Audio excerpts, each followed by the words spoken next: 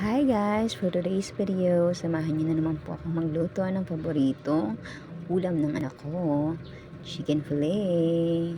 So ayan, bumili nga po ako ng 3 breast part sa palengke. And then ayan, kinat ko na po siya ng pahaba. Then tinimplahan ko na siya, nilagyan ko na rin siya ng pampalasa, paminta. At syempre nilagyan ko siya ng 1 egg. At hinalo-halo ko na nga po dyan. Then, nilagyan ko na rin siya ng harina. Tansya-tansya lang po ang lagay ko dyan ng harina. So, ayan. Sinet aside ko muna po siya. Para medyo mababad ko muna siya habang inaayos ko po ang aking lutuan. So, ayan. Hinda ko na rin po yung gagamitin kong breadcrumbs.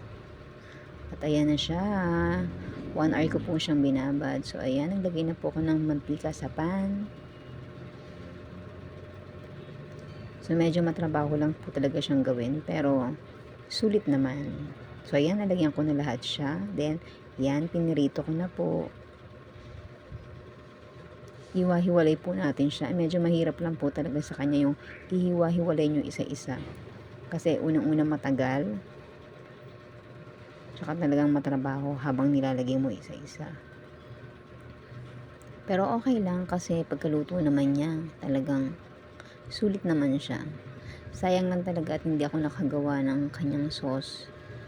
Dahil medyo nakulangan na rin ako ng mga ingredient, hindi ako nakabili agad. So, pangpapak na lang talaga siya. Okay lang naman din siguro sa anak ko kung wala siyang kasi masarap naman daw. So, ayan, happy tummy na naman yung anak ko. Yun lang ang kanyang kaligayahan. Ang may pagluto ko lang ng chicken fillet. Minsan lang, pero okay lang naman. Pag-request niya lang.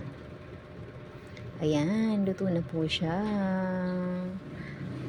So, ayan, ang lutong niya talaga. Masarap kasi ito pag bagong luto talaga. Masarap siyang kainin.